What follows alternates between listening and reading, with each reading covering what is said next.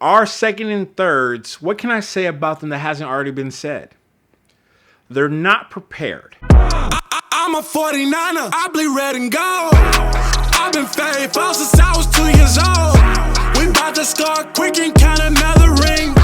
Being a 49er means I'm a 49er. It is I, Filmo Trev, and this is my first actual episode, and this is going to be the first episode of the 49ers new season, preseason, and I'm going to try to do 4 episodes of the preseason, and then we'll get into the actual podcast episodes of what I'll be talking about.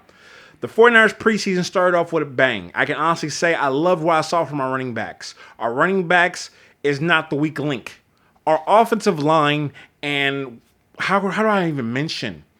We have Pooney, who's looking phenomenal. But everyone else outside of him on that offensive line is not looking good. But I can really rest assured to know that the 49ers, no problem. Our secondary looked really good. Green looked phenomenal. Our overall just talent and skill was just on a different level. And I can honestly, going against the Tennessee Titans teams like this, that was prepared, they were gung-ho, they were ready, they were aggressive. We came out and did what we were supposed to do.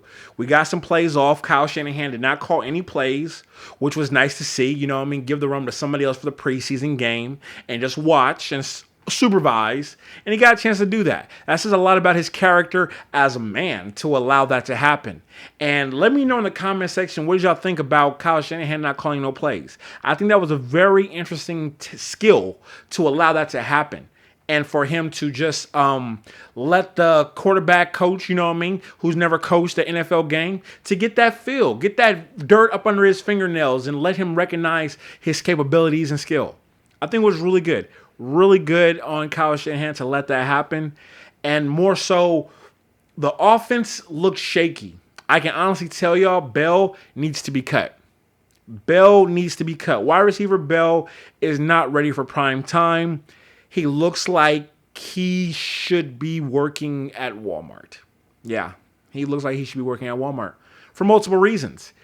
The lights were too bright. You have to catch the ball. And that's something that a lot of people don't understand about playing wide receiver. Everything else can go bad, but you just have one job. One job.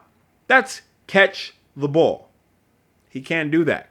He doesn't understand that concept of catching the ball. It's going right through his hands. And I don't see Bell making this roster. So mark me down as saying right now, Bell will not be making this 53-man roster. And it's unfortunate because I was really looking forward to seeing him have a light and a shine and grow on this 49ers roster. But he's not ready. He's not ready for prime time. He's definitely not ready for prime time. And it sucks. It sucks because I really do see a lot of skill in him. But after a whole year of not playing last season, watching Debo, watching Ayuk, and you would think he would take this offseason seriously to really work on his craft, he hasn't. He hasn't. He looks horrible. And they gave him multiple opportunities to shine today. And I wouldn't be surprised if tomorrow we wake up and he doesn't have a job. I wouldn't be surprised if they literally fired him on the way back to Santa Clara. It was bad. It was really, really bad. On Trent Taylor, TT, there's a lot of other things I want to say about him, but I will say George Kittle's best friend, TT, Taylor, number 19, I got to be honest with y'all, he's a shell of Wes Welker, and he also should not make the 49ers roster at wide receiver. He shouldn't. He doesn't look good. He's frail. He doesn't look good on special teams, especially with this new kickoff situation. It's not made for a man who doesn't have speed and have good lateral movement. And as y'all saw today, he doesn't have good lateral movement. He can't hit the hole. This new special teams kickoff is made for individuals who can literally hit the hole and cut off of it. We've witnessed it. We're watching it. It's not for him. He's too slow, too frail, and he's not going to be a backup slot wide receiver. And my personal opinion, and let me know if I'm wrong about this, the only reason why he makes a team is because his best friend is about to be in a contract negotiation. I'm putting it out there. I'm telling the truth. The only reason why Taylor makes this 49ers roster is because of George Kittle wants him on the team. That's the only reason why. He's not a slot wide receiver that should start for the 49ers or even a good backup. He's halfway decent for special teams. I think this is it for him.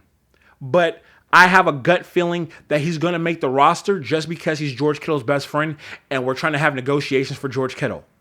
And one of the best ways to have negotiations is to say, hey, you scratch my back, I scratch yours. And that's the situation I'm recognizing and seeing with this situation with Taylor. When your best friend is a superstar on his team, you got to use that leverage. And that's the leverage I believe is going to be used. So let's look out for that. Let's really look out for that in these next couple of weeks. Because after what we saw today, Taylor should not make the roster. He shouldn't. He doesn't look good. He doesn't look prepared. And he's just light in the ass. He's just light in the ass. And that's not a bad thing. But I think for a Super Bowl winning team, you don't need that. But what you do need is to make sure that your superstars are happy. And I can tell you right now, George Kittle will be extra, extra happy. His wife will be extra, extra happy having his best friend on the team. Having someone he can really connect with and bond with on the team. So let's see what happens with that. Let's see what happens on this contract. I'm really looking out for that situation. Someone else I definitely want to talk about and I really want to get your take on is D. Winter, number 53, linebacker, left side. D. Winter balled his ass off today. I tip my hat off to him. He did everything that you want to see a young sophomore linebacker do. He comes from TCU. He's vibrant. You could tell he actually watched Greenlaw, Fred Warner. You could tell he watched film. He was shooting the gap. And it was amazing. It was truly amazing how Winter was balling. Now, when he went down, I was kind of freaked out. I was like, oh no, here we go. Here we go. Too good to be true. But he got back up. He played a decent game. But I can definitely see he might be our starting outside linebacker with Fred Warner when the season starts. He looks good. He looks damn good. I like what I saw from D. Winter. I love what I saw. I love the way he plays the game. He was hustling. He was all over the place. And that's what you want to see. You want to see players that can move all over the place, especially at the outside linebacker position until Greenlaw gets back. It was great. Hands down, it's impossible for anybody not to give Winter an A- for his performance today. He was an outstanding shining star. Outstanding shining star, and I tip my hat off to him. He did damn good. Other people that I want to recognize as well, I already talked about Thomas. Number 33, I can't think of his name right now off the top of my head. He looked phenomenal. He as well looked phenomenal. His breakup on the ball, especially on the end zone, dynamite. I loved what I saw, and this is something that I really do believe is going to be something that's going to be growing moving forward. So do me a favor. If you like this type of content, drop in the comment section. Give me a thumbs up. And this is just a rough draft of what I'm planning on doing for the rest of the season. Okay? I'll be more detailed, but give me a subscribe, like this, and let's talk in the comments. 49 Faithful, I appreciate y'all. Until next time, let's get it, y'all.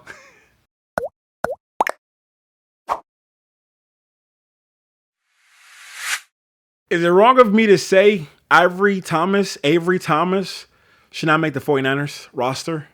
Is it wrong of me to say that? Can I start this off being real critical of certain individuals? He should not make this roster. There's a lot of highlighted people that did phenomenal tonight. He's been messing up since he's gotten from the 49ers. He's not ready for prime time, and he has to go. And we need to be honest about it, and let's talk about it.